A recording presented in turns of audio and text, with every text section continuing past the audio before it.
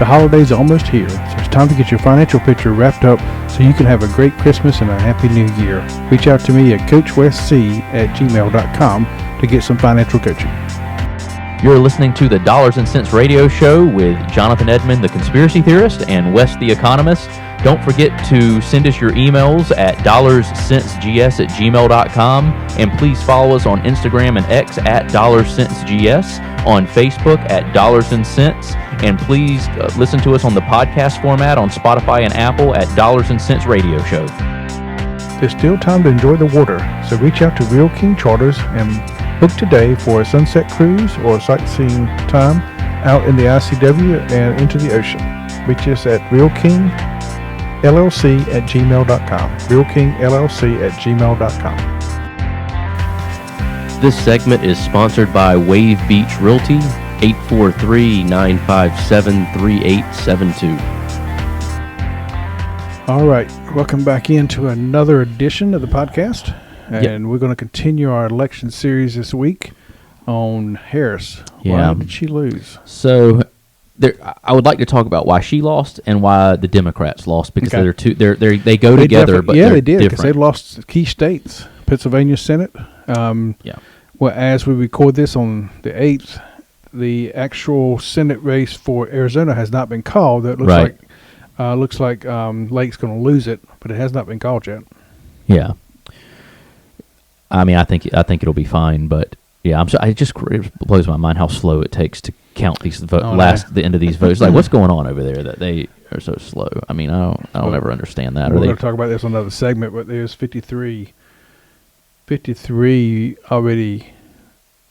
4 Republicans, 4 of those being flipped. So we'll get into that in another edition. Right. But yeah, she's down. About less than 50,000 votes, about 43,000 votes. Yeah. And there's only 78% reporting. There's still another 20% left. So literally she could win, but I got a feeling those polls are probably in Democratic precinct. So chances are she probably won't, but 53 is good. That's as high as it's been in a while for either side. Yeah. No question. Yeah. So you want to start with Democrats or Harris? Let's start with because I think it's a lot quicker of a conversation to talk about why Harris lost. Okay. Why the Democrats lost, you get into a lot there. There's a lot to open up there. So there's 2 sides of this now. In 3 days since the election, there's 2 definite sides that have come out of why she lost. I don't know if you've heard both of them or not. I haven't listened to anybody say why she lost yet. One side is saying that Biden didn't get out soon enough. She didn't have time for the American people to get to know her. That's an easy out. Yeah. That's the easy out. That's basically coming from the Harris side. The other side is saying, the other side is calling it racist, misogynist, sexist, that type thing. Right. And it seems that one side's coming from the Biden camp, one side's coming from the Harris camp. So Harris is kind of blaming them. And I guess both of those kind of fit together. Yeah. She wasn't a good candidate. She was not a good candidate. So she didn't come off as somebody who was very intelligent. Mm-mm. Now, to get to what she did, her previous job, was she DA? She ended up was a Attorney prosecutor? General of California. She Okay. was DA, Attorney General of California, and a senator of California. I don't think she's just dumb as a person. I think you don't just luckily get that job. Right, She was smart enough to get there. But if you listen to any interviews about I just don't think she knows much about policy. She doesn't know much about actual governing. And when you tried to ask her anything, when you ask her anything, she just couldn't give you a direct answer, and that scares people because when you're having to negotiate with world leaders and I thought about it many times. She just came off as very weak, and even when she knew she was going to lose, to not come out and talk to all the people standing out there at Howard University and give some kind of little quick update and speech, and to just leave and wait and then give a speech. Like, I know it's upsetting when you lose, but you got to take victories and defeat the same way. Right, I mean, you got to and so it just came off so weak, and I think people felt that with her. And as much as some people hated Trump, I bet there's people that strongly disliked Trump that were just terrified that if she was in office, that nobody would respect her. These 2 wars that we have going on, they would never end while she's in there. Yeah. And so they're looking at the bigger picture. You saw what happened Wednesday with Hamas. They're willing to want to negotiate a ceasefire, and then I saw that New York they're stopping the payments for the illegal immigrants. Yeah, after a call between Trump and the mayor. Yeah, they had a call. That's why that happened. I didn't hear. Well, no, that's not what they're saying. But there was Trump between the two, because obviously Trump's been on the phone for the last 3 days with every leader you probably across the world, across the country. Yeah. And it was after that call that they came out and said, stop. So all right, so we see him doing that, and then you go back to Kamala and and Biden, and during their presidency, you got these two wars ongoing, and every time you got an update, it was not that she's talking with it's like she's meeting with Zelensky, we're giving him $20 billion. She's meeting with Zelensky. It's like we keep funding all this stuff. The American people are struggling. We keep giving all this money to other countries. We have no explanation of what's going on or where our tax money is going, and then you say you're going to make change, and you're going to be different than Biden. We ask you about what your policies are going to be. You really said there's not going to be much difference. In one of her interviews, she was like, "Well, there's not that much." So it's like, other than the people that just hate Trump and think he's a Nazi, other than that, you're not. Unfortunately, 68 million people think he's a Nazi. Unfortunately, yeah. Maybe a few less, but the rest of them are just hate him as a person, which is ironic considering they loved him 20 years ago. But it's not just that they hate him as a person. Some of these people literally think that she was the better choice. I mean, we hear that on social media. Yeah, but they don't have any. Most of the people I've heard that thought she was a better choice, their main reason for voting for her was just abortion. Well, yeah, that was definitely was like the biggest one from especially people my age. Yeah, yeah. And what's crazy about that to me is Trump is probably the most centrist Republican on abortion. Yeah. It's, hey, I want the states to make a choice. If your state wants to have abortion, cool. Vote on it. Yeah. That's the end of it. There's no, I'm not going to outlaw it. I'm getting rid of Roe v. Wade, which has already been done. Yeah. There's not going to be any other changes. And he hasn't said that. Now, if he goes rogue and starts doing crazy stuff and I'm wrong, I'm wrong. No, he said he's not, but he doesn't support a nationwide ban. He thinks, you want to vote he for thinks it in such your a state? Sensitive subject should be decided closer to home, not from Washington, and just vote for it in your state. Now, if that's that big of a topic to you, South Carolina probably isn't the place for you to live anyway. No. So obviously Florida's not either. They voted down an expansion of the abortion rights in Florida. And if that's something that's important to you, fine. Joy Reid called them a Nazi. Whatever. Nazi state or whatever. I mean, the name calling is. Yeah, and that gets that rhetoric from that side is exactly like when independents and center left people hear that from the far left, that probably pushes them away from the party too and gets them some votes. When all the time all you say is racist, sexist, Nazi, you only beat her because she's a black woman and you guys cheated and you didn't want to vote for her and all this, you just eventually people are just gonna be like, dude, shut up. We're just gonna vote against you now just because you won't shut up with this rhetoric and you just lie about people all the time. The video I saw on Twitter from X from Madison Square Garden, and they had two Latino women, 2 black men, and a Jew there talking about how proud they were to be a Nazi. Right. Obviously being facetious, they're being sarcastic. Right. At the very end, they're like, stop listening to these people. Yeah, it's just crazy. But they're just, okay, we're not that dumb. Leave us alone. I think it's become so blatant, like just the way they would, because even some of the stuff she was saying, the rhetoric, I'm just like. So if he really is Hitler, this is what I've heard across the board, and I kind of agree with it. If he is Hitler, he's the new incarnation of Hitler, how can you pass power peacefully to him? Right. I mean, so if obviously really she doesn't believe that. Yeah, obviously they don't believe that. Right. It's just a way to infuriate people. But Biden wouldn't have made that speech about passing power to him. And for one, honestly, that man had the most pep in his step I've ever seen. Oh, no, really? When he came out there. I think he was smiling ear to ear. I think he was. I think he was pissed that they forced him out. They probably threatened him. Yeah. Said, hey, you're going to take this money, you're going to shut up, and you're going to get out because you're old and senile, which is partially true. Yeah. But at the same time, I think they probably did him dirty. They put him in that debate knowing he was going to get fried, and which was a slap in the face to him. It's not. His wife should be ashamed too for letting any of this go down. She should have spoke up for him instead of walking him around like a baby with pampers on. What's scary is he's still the president. No, he's not. But on paper, still, he hasn't been the president in 3 years, but neither was she. Jonathan, the conspiracy theorist. You've heard that conspiracy theory. Yeah. Him stepping down in the next 2 weeks.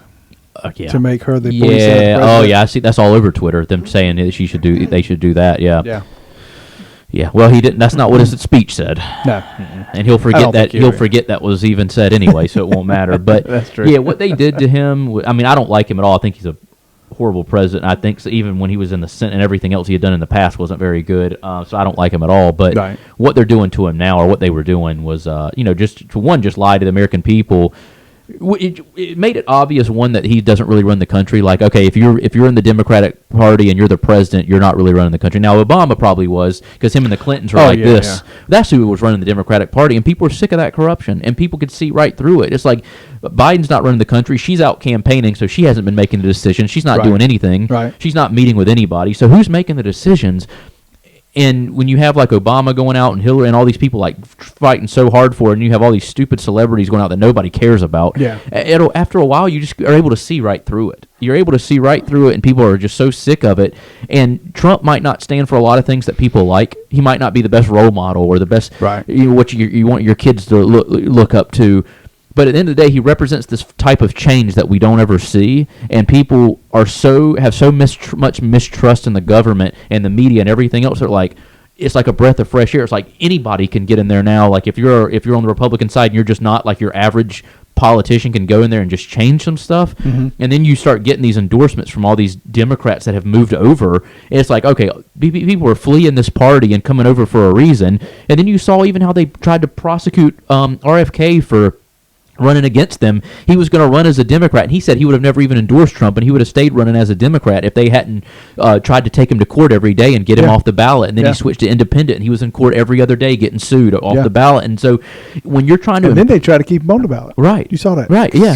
Now they did, because now it was going to hurt Trump. So when you try to imprison your political opponents, you literally have the media backing you to lie and push false narratives. And I know now I'm getting into why the Democrats lost, not why Kamala lost. At the end of the day, she was just a bad candidate, and they had to choose. I mean, and they put it in place the wrong way. Yeah. Not running a actual new primary. I don't know how they would have done it, but just saying, hey, Biden won, but now we're going to let Harris take his place. I mean, that's not democracy. Right. You're fighting for democracy, but yet you're going to install a candidate that nobody's ever voted for. Right. And they said, well, they voted for in the primaries. Well, she was vice president. They didn't vote for the vice president. They voted for the president. Right.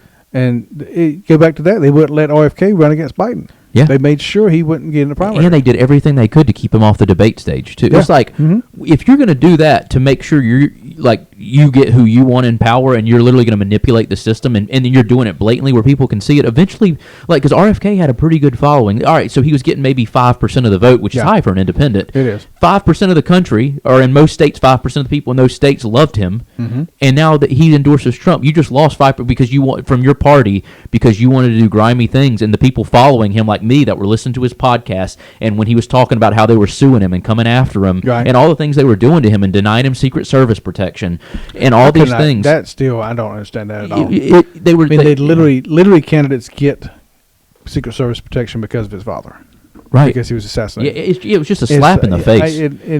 In the Attorney General, who is the guy with DOJ is the one that did it, right? Yeah. And that guy to me he's so smug and just condescending. I mean to do that to a Kennedy. Yeah, it was just a slap in the face. It was. It really was. It was. It's so people see that. People see when you whether it's corruption or the censorship or telling Elon, people making comments saying, "Oh, once we get back in power, something's got to be done about Twitter because it's so much misinformation." Oh, I've heard that last 2 days. And again, I know we're getting into the whole Democratic side, but Harris, she just wasn't the person.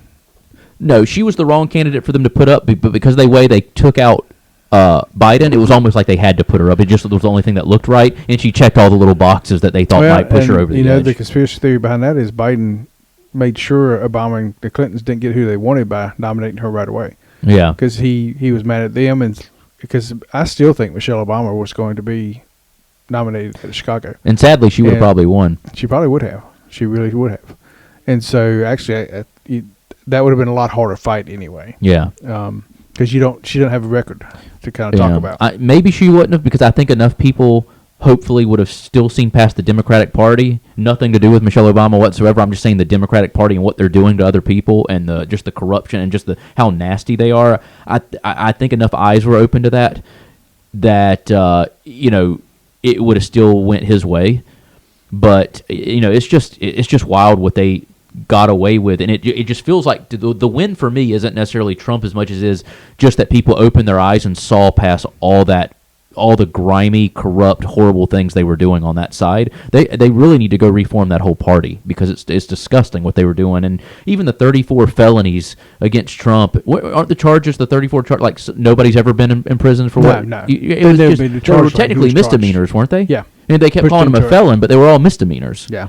I mean, it's just unbelievable. I mean, could you imagine if he was trying to get Hillary imprisoned like that and all the and censoring her and then she gets 2 assassination attempts. They would have been saying Trump was doing it the whole time. He'd be in prison for that probably for attempted murder on Hillary if he'd have done that. Yeah. Like it's amazing what they get away with, and nobody holds them accountable. And now the American people's voice is finally holding them accountable. Finally holding them accountable. That is what I like to see. That makes me so happy for the country, and I hope it brings us more together because I still hate the divisiveness. I do too. But I think most of the people that are like centrist and center left are not the people that you're seeing all over social media go crazy. I think that's your far left nut jobs that are just all over TikTok and a lot of mental health issues going on once you get that far left, I believe, the they, thems, and all that mess. So I think I'm optimistic that if he can do some good things and the people around him do some good things, that it'll bring a lot of those people in. They'll be like, you know what, it's not that bad. We've been lied to. If we're going to stay Democrats, we need to make our voice heard and reform this party a little bit. Are you looking to buy a home in the Myrtle Beach and surrounding areas? You need to reach out to Wave Beach Realty today. Wave Beach Realty has been around since 2013 and is a local family-owned company. We specialize in investment properties, single-family homes, multifamily, and condo-tels. Call Wave Beach Realty today at 843-957-3872. That's 843-957-3872. You're listening to the Dollars and Cents Radio Show with Jonathan Edmond and Wes the Economist. Don't forget to follow us on Instagram and X at DollarsCentsGS and on Facebook at Dollars and Cents. This part of the show is brought to you by Clark Financial Coaching. Reach out to us at CoachWesC@gmail.com. That's CoachWesC@gmail.com to get a free consultation to help you get your financial picture in focus. Yeah, I hope so too, that Trump can actually unite. And I actually heard Biden say that and somebody else in the Democratic Party. I don't know if they believe it or not, but I really think if people would stop listening to the rhetoric, stop listening to what's going on in the media, and actually listen to Trump himself, and not just the sound bites. If they go back and listen to Rogan, and he'll do some more things like that going forward, people to get to know, he's a businessman from New York. He's got a rough side. I mean, he literally is going to rub people the wrong way. I mean, he talks like most of my clients from New York, if we're being honest. Yeah, I mean, that's just it. That's just who he is. Yeah. But I think if they listen to him, they'd realize a lot of that stuff is superfluous. He's not a very articulate speaker. See what's really going on. Let's look at the heart. I don't know if you saw the video of the kid who had the rare brain disease, and he got a card from Trump personally. From Trump yes, I did see that. I mean, he does stuff like that all the time. Yeah, he doesn't. Those things he doesn't really talk about. I know he's very hyperbolic the way he speaks. He's very, obviously, and I think part of that is because he's coming from a world. He was an entertainer. I know he was a billionaire real estate investor, but he's been in the entertainment industry. So he being part on The Apprentice, and you're fired and being loud, and that was kind of the persona he put on. And then you expect him to come into office and be like not that person. It's who his persona is. Yeah. That now. Can you change your persona and tone yourself down? Yes, but a guy like Trump, that headstrong, would not. No, he has toned it down. And I think since the first assassination attempt, he's different. I would say so. I mean, once somebody's tried to murder you and you're an inch away from literally not being on Earth anymore, I would say he's still arrogant. He's probably still a narcissist. But yeah, he has a little narcissistic tendency. But I definitely see a different approach to things. Yeah. I really wonder if it had not happened like that, how he would have accepted RFK and Elon in Tulsi. I would hope he would still have accepted him. I would, but would it have been as open as he was? Maybe not as open arms as he was, because that was the right. He definitely made the right move letting him in. Too. Because I think they're all good people that genuinely care about the country. And when you have like people like Elon and these people around you, regardless of their money and their influence and their power. When you listen to any of those people talk, and I know this because I listen to them on these long form podcasts like Tulsi Gabbard, you can tell that they have this love for the country, and like people like that, they're not going to be influenced negatively by money and power. They're going to get in there and they're like, listen, we made a promise to the American people, we've got to get in there and do these things, and they'll probably hold Trump accountable. And I think that, not that he's doing anything against the American, but I think they'll try to hold him accountable. And I think if he was doing things incorrectly, they'd be like, listen. Oh, yeah. I think they'll comment. Yeah. I think they would. It just comes to mind. Do you remember who ended Harris's run for the presidency in 2019, 2020? When on the Democratic side? Yeah. In the debate. Wasn't it Tulsi? Tulsi Gabbard. Yeah, I was going to say, she and now she's destroyed her. Now she's, I mean, I forget what it was. I think it was something to do with the people who she prosecuted in California. Yeah. But it just literally, that was the end of her campaign on that debate stage, and Tulsi Gabbard did. And then they turned on Tulsi Gabbard. Yeah. I mean, Clinton called her a Russian agent. Yeah. That's their thing. Yeah. And now, 4 years later, she helped also put an end to her career because stepping in there with Trump. Which brings us to what the rest of this edition is about, and that is why the Democrats themselves lost. And we've already mentioned a lot of it, but I think there's a lot more to it also. They've got to the point where their rhetoric is they almost believe what they say. Yeah. Even leading up to the election, the stuff they were saying was crazy, but the stuff they've said after the election. Yeah. Like you said on TikTok and all this, these people are losing it. Yeah, it's amazing. I saw something that said the LGBTQ community, the suicide rate went up since the election, or like the suicide hotline call rate had went up. And I really wish people would open their eyes and realize that there's a big mental health crisis in the country, and it's not like Trump winning is not going to make your life worse. It might not make it any better. It might be the same. Or you might notice differences in your life where things are better, but like these people that have these issues and are calling suicide hotlines, Trump winning does not going to negatively impact that.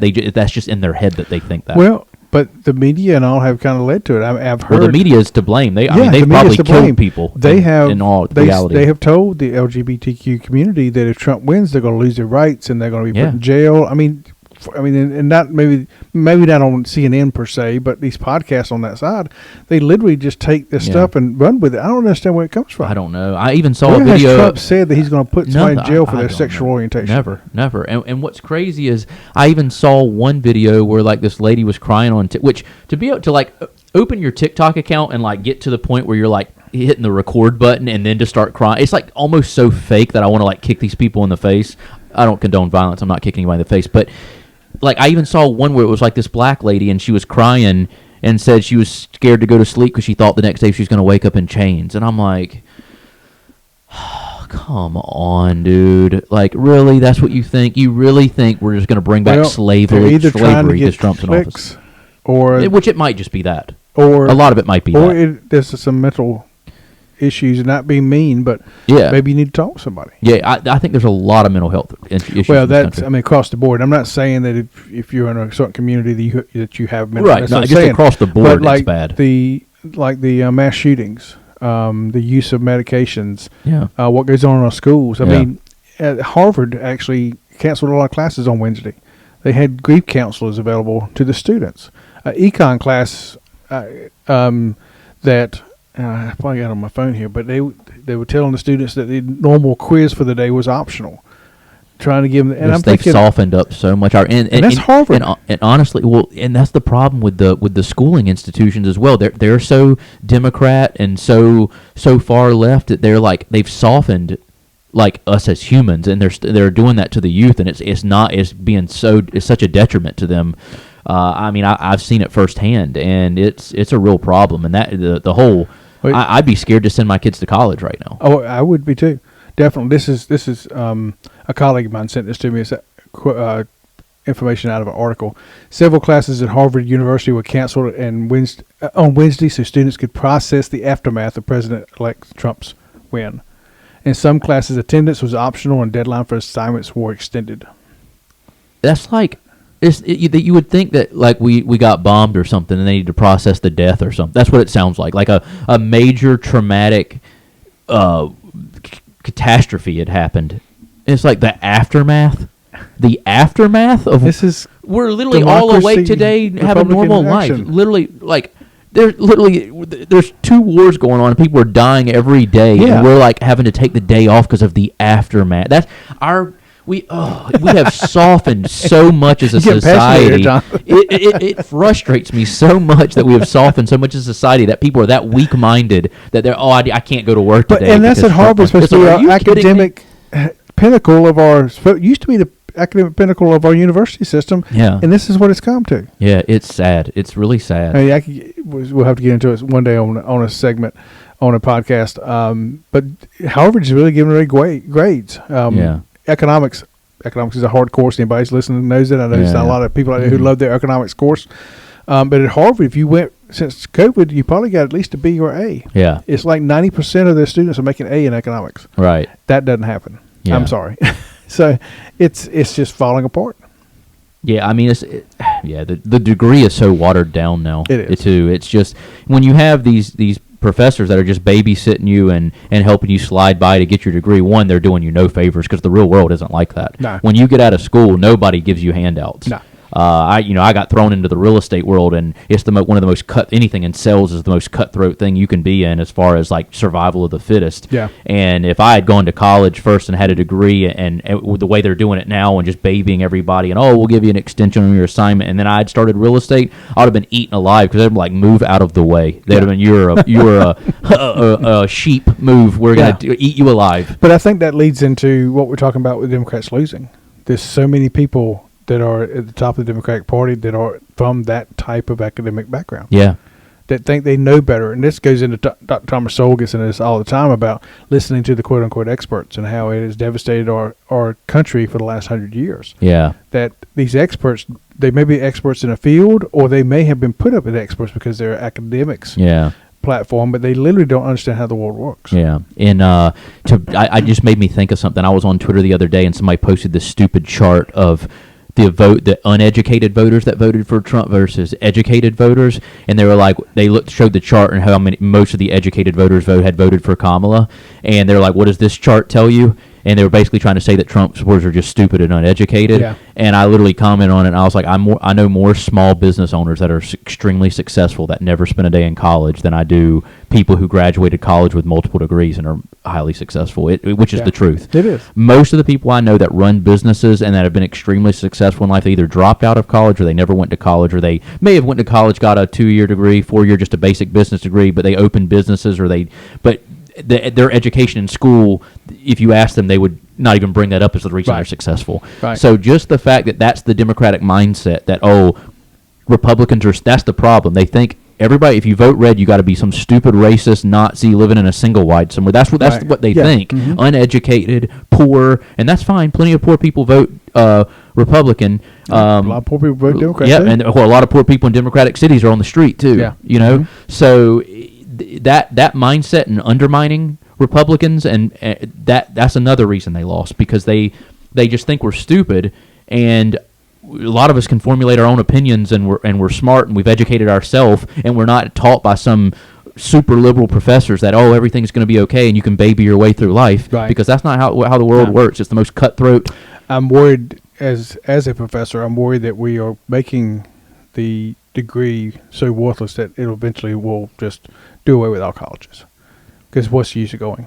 You're better off at a trade school. When I got my degree in the 80s, when I came out, I definitely had skills that I did not have going in. Right. And I'm afraid now that you don't get that. Well, used to, not everybody could afford to go to college. There wasn't student loans. Yeah. So only if you either have to save up some money and work hard to do something, and then when you had to pay for it up front, you had more emphasis. You took it more seriously. When the government just says, borrow as much as you want and go to school, then you can just slack off because you don't care. When I went to college, I had to work a job, and sometimes I had 2 jobs and a full-time loaded class. Yep. And a full-time of 15 hours, not the 12 hours we call it full-time now. Yep. So I dropped out of college to get my real estate license, but when I was going to Coastal, I was working the graveyard shift at a grocery store. I would get off work. I made my first class like really early in the morning, so I about slept through half of it because I was so tired by the time I got off work. But my mom couldn't afford to buy my college. She helped me out with tuition a little bit as much as she could, and I had like one scholarship that was like $4,000 or $5,000 that helped a little bit. But most of my tuition, I have student loans that I still have to pay off, which is fine. I didn't use them. And now I wouldn't have even went to college for what I'm doing. It wouldn't have made sense. Yeah. But at the time, you don't know. You're young. That's what everybody tells you to do. Go to college, get a good job, whatever, be a good employee, whatever. But I had to work, and I worked full time so I could eat and whatever, go to school.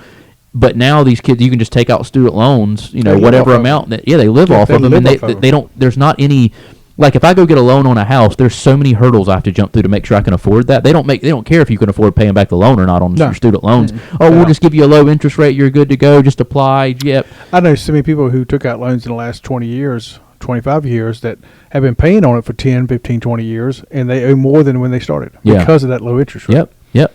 Yeah, it's crazy. I think you'd be better off if you actually got rid of student loans and people had to go get actual loans, and if they had to prove they made enough money to cover paying those loans off. Now, maybe a lot of those people would have to go to 2-year colleges, but I think that would be better, because then they're like, all right, if I really want to go to school and make something of myself, this $800 a week I'm making, $200 of it's going to my college education. I either am going to use that or I'm going to go out of college and find something else to do instead of coming out with a communications degree and $300,000 in debt. Like, why? Now what? Now what? The 2-year college is a better deal than most people think. I just hope we don't get to the point where we are not putting out what we need to either. And I question that every day. It's a lot cheaper. You got some great teachers, but if we don't keep the rigor where it needs to be, we'll end up like the 4-year colleges too. Right. Because you can borrow as much money to go to 2-year college as you can 4 years. Yeah. It's something needs to be done about it. It's nobody has the perfect solution, but I think the more people that just go to college and get these basic degrees, you just keep watering down the degree because you just keep throwing all these if I'm looking at somebody's application and they have a business degree or a communications degree or a Bachelor of the Arts and I don't know, some studies, whatever, marine studies or something random. Yeah. It's like, I'd rather just hire somebody that shows more work experience and no degree. Yeah. If I'm hiring somebody. Yeah, exactly. I want to see that you've kept jobs longer. I don't want to care whether you spent 12 years in college and you have a 2-year degree. If you spent 12 years in college, you better be a doctor. Yeah. Right. But anyway, so it definitely needs to be revamped. I know we're going off the rails here. That's okay, but I mean, it all goes back to what we're talking about. I mean, the Democratic Party has lost touch with America, and I have heard some commentators say that on the left. Yeah, I've heard it too in the past few days. That maybe we've lost contact with the real America, and they have. Yeah. They have for. I think it's been longer than the last 4 years. I think it's for since maybe 2012. I would argue that the Democratic Party has changed drastically ever since your JFK Democrats. Ever since the 60s, it's changed drastically. And it's just been going the wrong way ever since. Yeah. Now, people are blind to it and won't pay it attention and whatever, or hate the Republic. Because the Republican Party was probably a little rough a while back, too, before I was born. It was. And had needed a lot of things done to it. And, you had the 60s. Go back to the Whigs in the 1800s. It's always the time when things got to be changed. Right. So, but I think the Republican Party now, it's like almost flipping. There's like this crossroads where the Republican Party's on the way up. And with some reform, it can be great. And I think the Democratic Party's on its way out. Not out, but down. The leaders of the Republican parties for so many years wore the the country club type establishment. And the warmongers. And that's kind of funny. It's flipped, huh? It's completely flipped, because who was out there campaigning for a lot of Democrats? Liz Cheney. Yeah. Oh, can you believe that? And they're like, yeah, Liz Cheney. I'm like, what? I know, exactly. Talking about a big warmonger.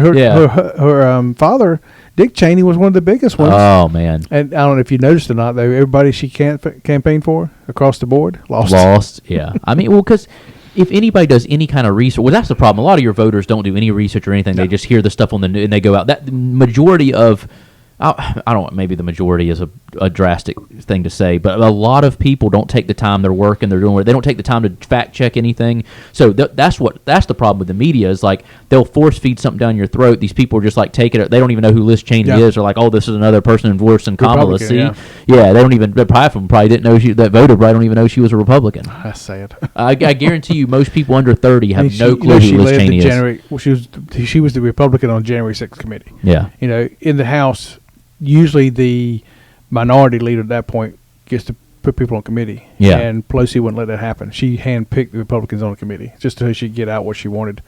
And that's the same committee that destroyed all the records before the Republicans took over in 2022. Yeah. Crazy. It's crazy, man. It's just the corruption has gone too far on that. Now, I know there's corruption on both sides. I just think it's nowhere near, and I don't think there will be much with this administration. Well, this administration to me is totally different. It's not even it doesn't even feel like a Republican Party. I was going to say, I don't think it's Republican. I don't think it's a Republican. And as somebody who's more tries to be more independent, that's why I'm so happy. I'm he's got these other people in, because all these other people. But you got to. You look at the thing we went through with the Speaker of the House in 2022. Yeah. What's his name from California? I can't remember his name. It tells you how much I care about him. Right. But he was establishment. establishment Republican, and he torpedoed the Republican stuff they were trying to the conservatives were trying to do the whole time. Yeah. And then he's the one that tried to stop Johnson from becoming the speaker in a committee meeting, which is Republicans caucus. He tried to make it where he could control what was going on. Right, and it finally came to light, and then that's when Johnson got in. Of course, Johnson hadn't done much better. He still hasn't started debating budget items again. He's been doing continuous resolutions, which is we've got to stop. Right. I mean, I'm hearing that he's going to be the speaker again. I thought maybe we'd kick him out and put somebody else in, but I guess they're going to give him another chance. But if he doesn't start day one, now with Trump president, hopefully he can put pressure on him. Trump saying, I'm not signing another CR. I hope Trump does that. I'm not going to sign another continuous resolution. I want bills the way the law says you have to do it. Appropriation bills for, I think it's 6 categories they're supposed to do these bills. Yeah. Because we've got to get this spending under control. Oh, you have to. And I think, having smart people around him, like, Elon starting this commission, if he has like a ton of people on the Doge commission, what does it stand for again? Department of Government Efficiency. Yeah. Yeah. So he's really into that Dogecoin. I know he loves that. He loves that. But yeah, I think having that, somebody to hold the government accountable for their spending, it's like, what other, like, that's like me just going out and spending all my money and borrowing and borrowing and borrowing and never being accountable. Years? Right. You would think that would be like the first thing you do. Like, okay, we're getting a lot of tax money coming in. We're getting billions and billions and trillions of dollars in every year. We got to figure out how we're going to spend this money correctly. So we need somebody to oversee to make sure there's no frivolous spending, to make sure there's no corruption. Like that, you would think that would be the first thing on the agenda. Yeah, but I'd imagine our founding fathers wouldn't imagine that type of money. They didn't imagine federal government this big. That's true. They literally did not see it happen. The states were supposed to be taking care of majority of this stuff. Yeah. Think he gets rid of the Department of Education? I think he at least goes in and rips it apart and builds it back from the ground up with a new foundation. I hope he gets rid of it. I really do. What would you want it replaced with? Just privatized? I want it all sent back to the states. Which it wouldn't be a bad thing. I think the more the federal government is involved, the worse things just get across the board. The Department of Education has been there for a while. It did become a cabinet level until Jimmy Carter in the 70s. Yeah. And since it became a cabinet level, and the federal government has absorbed more and more into it from the local level, our test scores have gone down. The spending per student has gone up. We spend more per student than any other country in the world, and we dropped out of the top 5 in test scores. Yeah. I mean, obviously what we're doing is wrong, but nobody wants to do anything about it. Right. It's amazing when we see these numbers, like what these people in office go in and do while they're there, but you see all the stuff that's declining, and they don't work on what's declining. It's like if you're looking at a graph of what's declining and what you're spending money on, it's like the stuff that's like fine, you just keep throwing money at, and then like the stuff that's going down, it's like, we're losing at that, so let's just let it keep going. Like it's almost like they just throw it to the way. It's like, what chart are you looking at when you're making these decisions? Because you're clearly like, what do you got? Stevie Wonder reading off the what you need to be doing? It's special interest. It's amazing. It's lobbyists, special interest. That's exactly what it is. These pharmaceutical industry. I know I talk about them all the time. Did you see what happened Wednesday with the pharmaceutical industry? No, what happened? Maybe I did. Is there 5 major ones? How many major ones are there? 4 or 5? Well, you got Pfizer, Johnson & Johnson, Merck. Yeah, I think it said 5, but 5 of the CEOs from the 5 biggest pharmaceutical companies had a conference call on Wednesday. I bet they did with Robert Kennedy getting in there. Yeah, they're probably terrified. They're like, this guy's going to come after us. They're going to stop our ads on TV, which they should. I hope they shut down. That was the worst thing that ever happened. You know what I do see every time the whole time I was watching the election and stuff, every time there was a commercial, it was a new drug that they wanted to push. And I'm like, sometimes I'll go to sleep and I'll have the Game Show Network on. I'll fall asleep watching Family Feud or something. Right. Every ad, and when I say every, I mean like 98% of the ads, drug ad. Me and my girlfriend will literally, there's like this one, and it's like lowering your blood pressure, like the A1C or whatever, and they have like a jingle that they sing. We'll literally sing it sometimes to each other, like joking around. No joke. It is sad, and I every time I'm like, why is that in my head? Happened. What, in the early 2000s, late 1990s, early 2000s, that was made where you could do that? Worst thing that ever happened. Oh, it's horrible. It used to be you go to a doctor and give them your symptoms, and then they figure out what's best for you. You relied on him to give you something. Right. And granted, even back then, he's probably getting a kickback from somewhere. Oh, yeah, getting free vacation. But back then, he was actually a doctor. And right. Today, I think I just see facilitators. Right. But now, instead of going in and saying, hey, I got this problem, give me this. We go in and say, hey, I want this because I think I have this problem. They've turned the medical industry into a business of sales, and it should be a business of taking care of humans, and they've turned it into literally a sales job.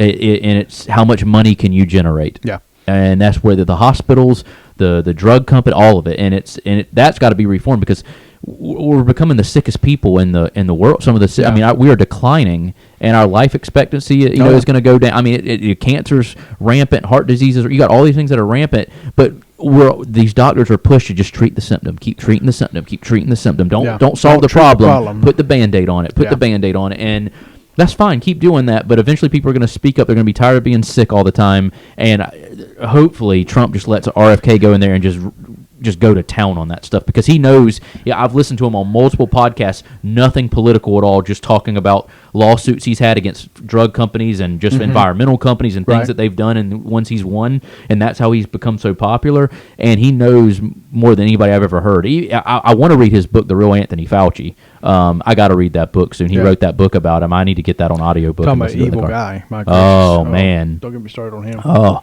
and just the whole vaccine industry, and I mean it is such a money racket and so disgusting that they're just making money at the cost of people's lives. I mean, they're murdering people. Really, is what they're doing to an extent.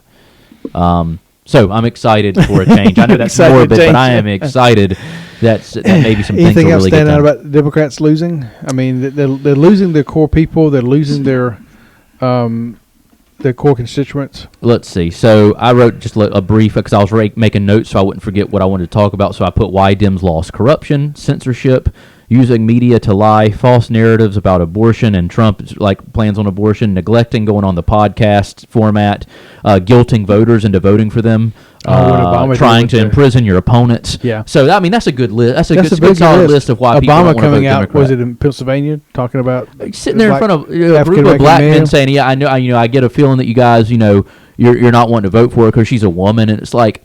It's just a slap in the face again. But was it MSNBC or CNN went to a barber shop right after that, and one guy just went off on Obama. Yeah, African American went off on him, and the lady was like, "Yeah, how dare you? You can't do that." Yeah, it's amazing. And what kills me about liberals, especially white liberals, is like they almost try to. They'll go on this huge, they'll talk about oh, we care about black people so much, and they get to a point where they almost try to speak for the black community, and it's like this. It's like you trying to speak on their behalf is more racist than what you say the right is doing. Yeah, we're the party of as a conservative, I'm like, listen, don't listen to anything they tell you. Just because your skin color is like this, you could literally be the next president. You can be a doctor. You can do anything you want to do in this country. You have the freedom to do whatever you want. You just got to take the time. Put in the hard work, do whatever you want, and then they're over here like, oh, you're a victim, and it's like you literally are keeping them down when you do that. The people that listen to it. To me, that's the whole object of it. And I think Lyndon Johnson in the 1960s, I think, said it. He wanted to make sure he kept them down, kept a whole class of people down. Yeah, and then they tried to do it. I mean, they tried to do it to Asians. The Asians ignored them. Yeah, Asians, the richest. Group in the country. Yeah, yeah. They're more than white. So if it's white privilege, what's Asian privilege? Yeah, I've seen these Asians that have these nail salons. Some of them, I have one of my clients. They own a nail salon, and they're buying properties all the time. I mean, they do so well, and their whole families and they're working. They work hard. They don't listen to any BS. They just go to work, do their thing. They're big on the family unit. We've talked about the importance of the family unit. That's another problem with Americans in general in poverty is that the family unit is completely crushed. You got Hispanics that come to this country. You got people from India and all these other countries that come over here, and they're a strong family unit. They come over here, they focus on what's important, they get it done, and they come from nothing to anything they want. And the people here are just they're too busy doing everything else, caring about stuff that is not important, and have all these distractions, and then wonder why nothing's happening in their life. And it's just Americans are just a bunch of dummies overall. They need to just smarten up. We have everything we need, and so we just take everything for granted and make excuses for what we don't have. We have nothing to compare it to. We don't have any. Compare it to, and we've gotten complacent, and we don't understand what it means to struggle for stuff anymore. Yeah, it's sad. We don't know what survival is anymore. Yeah, which I'm afraid we're going to hit if we don't get this economy under control. It's almost like we have to hit rock bottom before we. Yeah, I'm excited about this next 4 years because I think if we hadn't got this 4 years, that we would be collapsing a lot sooner. I'm not sure if we make it through the next 4 years, even with Trump as president. We have so many things that are wrong with the country at this point, financially, economically. I'm hoping what he does can help quickly get us stable. Yep. I honestly don't think in 4 years he can fix most of the stuff that concerns me. But if we can just going right past, big one to be is the debt. Well, if we can start cutting debt, even if it's only $500 billion a year, at least we're doing something. As long as you're going the right way, that helps. I mean, the interest alone right now for the next year, 4 years he's in office, at least the interest on the debt is going to be at least $1 trillion a year, which is going to be about 20 to 25% of the revenue that comes into the federal government. Yeah. So I mean, it's going to be hard. It's really it is going to be hard. Yeah, it's you've always put yourself in such. I mean, we're on life support. Yeah, really, as a country, and we've just been putting Band-Aids on it and just tossing it aside, and now hopefully he can actually stitch up the wounds and then work on actually bringing us back to life. That's what, throwing the Band-Aid on it it's over. That's over. You can't do that anymore. Countries don't respect us anymore. We're not one of the leading powers in the world anymore on paper. China's trying to take us over economically. Other countries are going to see how weak we get, and they're going to try to take us over at a point, not economic, with war. If we don't, I mean, because people think I love that people think like nothing can happen in America, like they would, if they could get to us on 9/11, they can find other ways to get to us worse than that now. I'm so happy nothing happened on Tuesday. I was afraid something was going to actually happen. Yeah. So anyway, we're in a dark place, but I like that there's at least a light at the end of the tunnel right now. There's a silver lining. We're going and I know so many people are so upset and like I can't believe she lost and they think Trump's this horrible guy, and I just hope that he is able to prove them wrong so we can say, look, what he wants is everybody to be better, even you that don't agree with him. He wants you to be able to do better and not be able to make excuses and to at least put you in a situation where you can at least see the light at the end of the tunnel and can better yourself. Right. And that's what I'm hopeful for. Me too. All right. We'll see you on the next time. We'll see you next time. The holidays are almost here, so it's time to get your financial picture wrapped up so you can have a great Christmas and a happy new year. Reach out to me at coachwestc@gmail.com to get some financial coaching. You're listening to the Dollars and Cents Radio Show with Jonathan Edmond and Wes the Economist. Don't forget to send us your topics and feedback at dollarscentsgs@gmail.com. Are you looking to buy a property in North or South Carolina and need financing? Call Motto Mortgage Coastal Pros today. They specialize in investment properties as well as condotels, DSCR loans, single family, and condo loans. If you're looking for competitive rates and you want to shop around and find the best rate for this market, give us a call today, 843-957-3872, 843-957-3872.